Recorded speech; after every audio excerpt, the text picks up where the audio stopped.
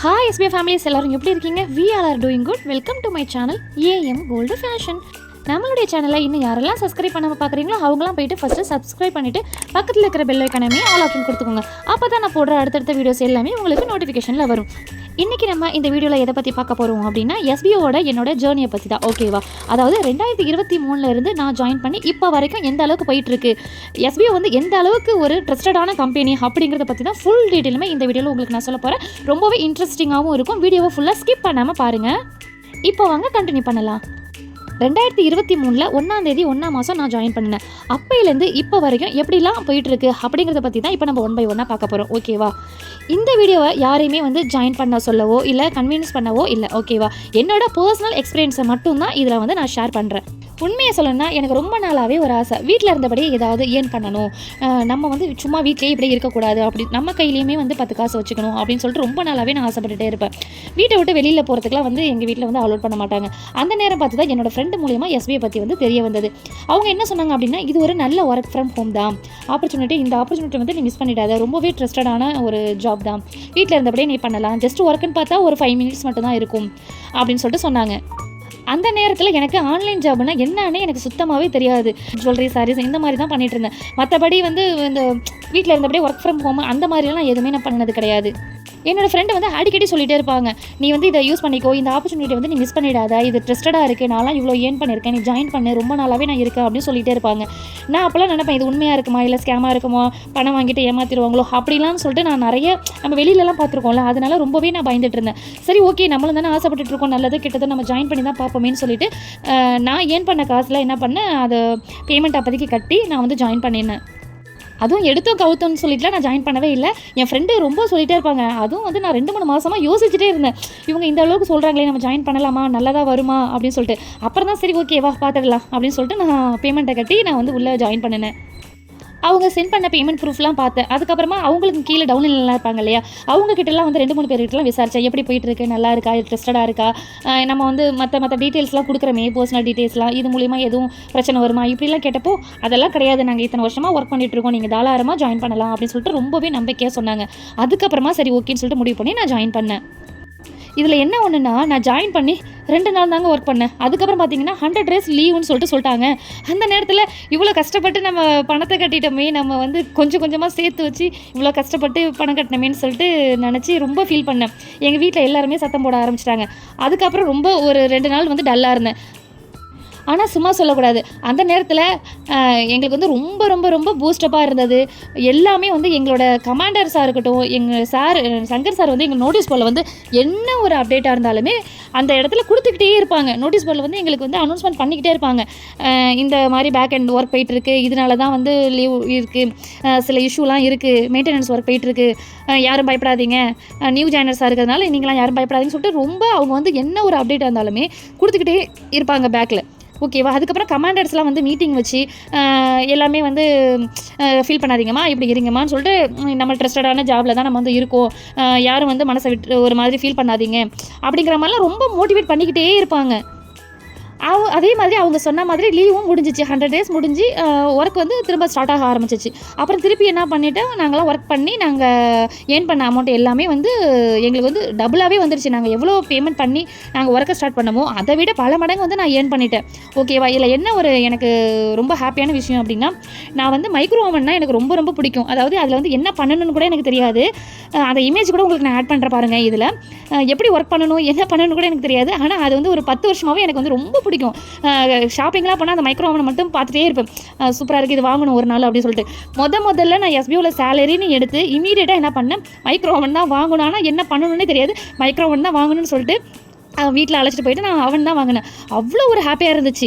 நான் ₹1 இருந்தாலுமே நம்மளோட காசு, நம்மளோட உழைப்பில் நம்ம வந்து வாங்கியிருக்கோமே அப்படின்னு சொல்லிட்டு பயங்கரமான ஹாப்பியாக இருந்தது. அப்போ இதை மறக்கவே முடியாது. அதுக்கப்புறம் தான் ரொம்ப பயங்கரமாக எஸ்பிஓன்னு சொல்லிட்டு ரொம்ப நாங்கள் வந்து தீவிரமாக அதில் இருக்க ஆரம்பிச்சிடும். சாரோட ஆடியோலாம் வந்து எப்படா நோட்டீஸ் போர்டில் வரும், எப்படா மீட்டிங் வைப்பாங்க, எப்படா லைவ் வைப்பாங்க அப்படின்னு சொல்லிட்டு ரொம்ப ஈகராக வெயிட் பண்ணிகிட்டே இருப்பேன். சாரோட ஆடியோ வந்துச்சுன்னா அடுத்த செகண்ட் என்னோட லைக்கு தான் ஃபஸ்ட்டு நான் நோட்டீஸ் போர்டில் போட்டுட்டு சாரோட ஆடியோ வந்து கேட்குற ஆளாக நான் தான் இருப்பேன்.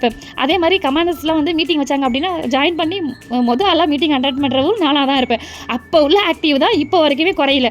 ஓகேவா? இப்போ வரைக்குமே நாங்கள் வந்து ஆக்டிவாக போயிட்டுருக்கோம். எங்களோட ஆக்டிவிட்டியை பார்த்து எங்களோட கமாண்டரில் என்ன பண்ணுறாங்க, நீங்கள் அடுத்தடுத்த லெவலுக்கு நீங்கள் போகலாம், உங்களுக்கு அந்த திறமை இருக்குன்னு சொல்லிட்டு எங்களை வந்து அடுத்தடுத்த லெவலுக்கு கொண்டுட்டு போகிறாங்க. அதாவது என்னோட கமாண்டர் யார் அப்படின்னா கிளின்டன் ப்ரோ தான். அவங்க வந்து சிஸ்டர் எனக்கு வந்து கால் பண்ணி, சிஸ்டர் உங்களோட இந்த அளவுக்கு நீங்களாம் ஆக்டிவாக இருக்கீங்களா, உங்களோட உழைப்பெல்லாம் வந்து வீண் போயிடக்கூடாது, நீங்கள் அடுத்த லெவலுக்கு போகணும் சிஸ்டர்னு சொல்லிட்டு எங்களை வந்து அடுத்தடுத்த லெவலுக்கு கொண்டுட்டு போகிறது எங்களோட கமாண்டர்ஸ் தான். ஓகேங்களா? இன்னும் சொல்லப்போனால் எங்களுக்கு வந்து இந்த எடிட்டிங்கு, இந்த சோசியல் மீடியாவில் ஃபேஸ்புக்கு இது சம்மந்தமாக இன்ஸ்டாகிராம் அதெல்லாம் கூட எதுவுமே அந்தளவுக்கு தெரியவே தெரியாது. அப்புறம் இன்னும் சொல்லப்போனால் மெயிலெலாம் போடுறது கூட எங்களுக்கு எப்படின்னே தெரியாது. எல்லாமே வந்து நாங்கள் யூடியூப்பில் வந்து தான் எஸ்பிஓவில் வந்து தான் யூடியூப்பில் வீடியோ போடுறது எப்படி எல்லாமே நாங்கள் கற்றுக்கிட்டோம். அப்படின்னு பார்த்தோம்னா இந்த அளவுக்கு வந்து நான் வந்து ரொம்ப டிகிரிலாம் வாங்கலை, கம்மியாக தான் படிச்சிருக்கோம். அப்படி படிச்சிருந்துமே இந்த அளவுக்கு நாங்கள் வந்து ஒரு டிகிரி வாங்கினவங்களுக்கு ஈக்குவலாக நாங்கள் வந்து ஒர்க் பண்ணிகிட்ருக்கோம்.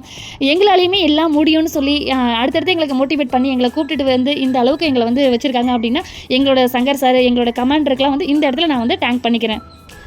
உங்களுக்கு சில பேருக்கு டவுட் வரலாம், இவ்வளோ ஒர்க் பண்ணுறீங்களே மந்த்லி கரெக்டாக இன்கம் வருமா அப்படின்னா கண்டிப்பாக வரும். பட் வந்து அந்த சொன்ன டயத்துக்கு வராது, கொஞ்சம் டிலே ஆகும். இப்போ ஃப்யூச்சர்லேயுமே பே அவுட்லாம் ஆட்டோமேட்டிக்காக ஆகிற மாதிரி கொண்டுட்டு வர போகிறாங்க. பேக்கெண்டில் மெயின்டெனன்ஸ் பண்ணுவாங்க, சிஸ்டம் அப்டேட் பண்ணுவாங்க.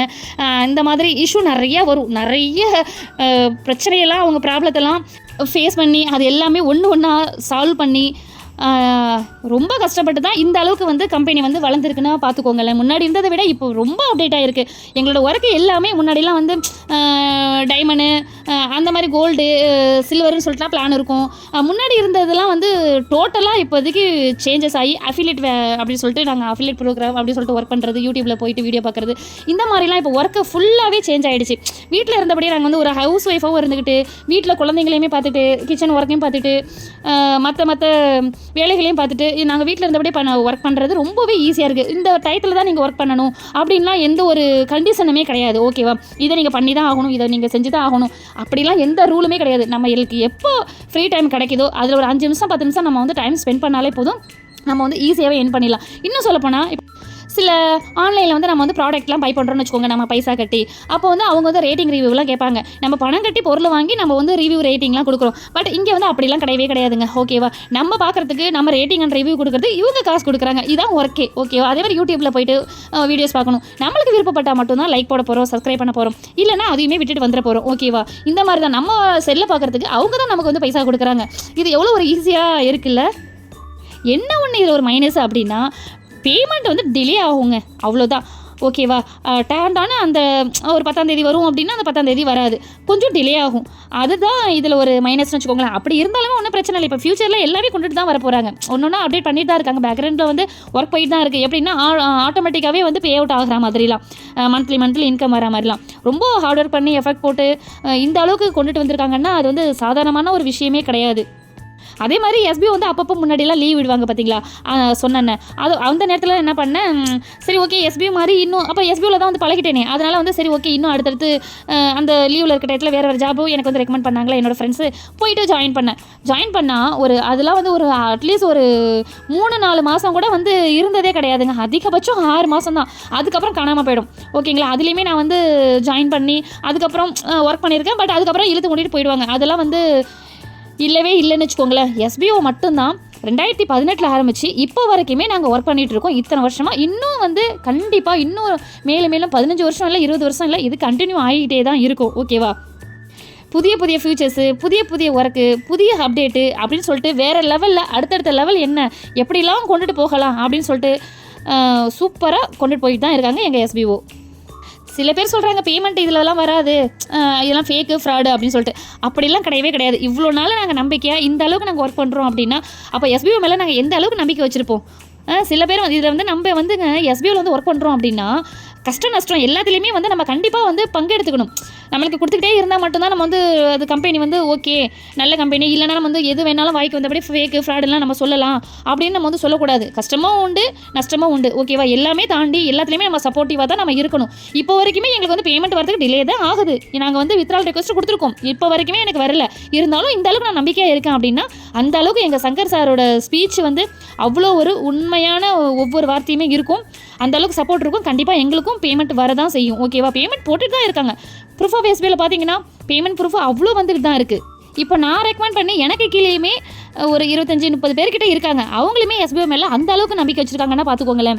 ஏன்னா இப்போதைக்கு ப்ரூஃப் ஆஃப் எஸ்பிஓ இதில் ஷோ பண்ணுறேன் பாருங்கள், நோட்டீஸ் போர்டோட ஆடியோ, ப்ரூஃப் ஆஃப் எஸ்பிஓ, அதுக்கப்புறம் டிஸ்கஸ் வித் குரூப்னு சொல்லிட்டு இருக்குது. அதில் வந்து எந்த கொஸ்டின்னாலுமே அதில் வந்து நம்ம வந்து கேட்டுக்கலாம். ஓகேவா, நம்ம என்ன கேட்டாலுமே அங்கே உள்ள கமாண்டர்ஸ் ஆகட்டும் யாராக இருந்தாலுமே அங்கே வந்து நம்மளுக்கு வந்து ரீப்ளை கொடுப்பாங்க.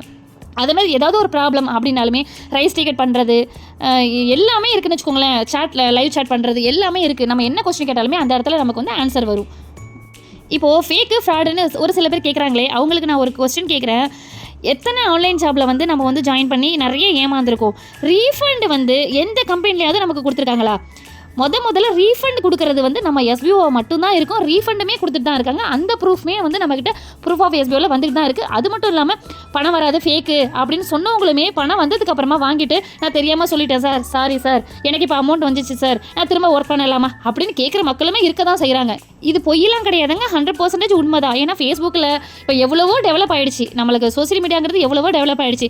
நம்ம சோசியல் மீடியாவுக்கு ஃபேஸ்புக்கு போயிட்டோம் அப்படின்னா எஸ்பிஓ டிஜிட்டல் மார்க்கெட்டிங் அதிலெல்லாம் போய் பார்த்தீங்க அப்படின்னா நிறைய பாசிட்டிவ் தாட்ஸ்லாம் எவ்வளோ இருக்குது அப்படிங்கிறத போய் பார்த்தீங்கனாலே உங்களுக்கு தெரியும்னு வச்சுக்கோங்களேன். என்ன உண்மையோ அதை மட்டும்தான் எஸ்பிஓ வந்து செய்யும் சொல்லும். ஓகேவா, இந்த அளவுக்கு நாங்கள் வந்து சொல்கிறோம் அப்படின்னா இந்த அளவே இருக்க பாருங்கள். உங்களுக்கு எஸ்பிஓ போர்ட்டலுக்கு நீங்கள் போயிட்டீங்க அப்படின்னா எஸ்பிஓ பற்றின டீட்டெயில்ஸ் எல்லாமே அந்த இடத்துல கொடுத்துருப்பாங்க. நம்ம எஸ்பிஓ வந்து எங்கே இருக்குது அப்படின்னா திருவண்ணாமலையில் இருக்குது. ஓகேங்களா, இதில் பாருங்கள் அந்த எம்சிஏ சர்டிஃபிகேட்லேருந்து இருக்குது, பேன் கார்டு இருக்குது, அதுக்கப்புறம் எஸ்பிஓ ஜிஎஸ்டிலேருந்து இருக்குது, எல்லாமே வந்து இருக்குங்க. இதில் பார்த்தீங்கனாலே உங்களுக்கு தெரியும். அந்த போர்ட்டலுக்கு போய்ட்டு நீங்கள் லாகின் பண்ணி உள்ளே பார்த்தீங்கனாலே உங்களுக்கு எல்லா ப்ரூஃப்மே அட்டாச் பண்ணி வச்சுருப்பாங்க. இது எல்லாமே வாங்குறதுக்கு தான் அவ்வளோ லீவ் விட்டுருக்காங்க, அவ்வளோ ஹார்ட் ஒர்க் பண்ணியிருக்காங்க, நிறைய ப்ராப்ளத்தை அவங்க வந்து ஃபேஸ் பண்ணியிருக்காங்க. பே அவுட் ஆகும்போது அதில் நிறைய இஷ்யூஸ்லாம் வந்தது.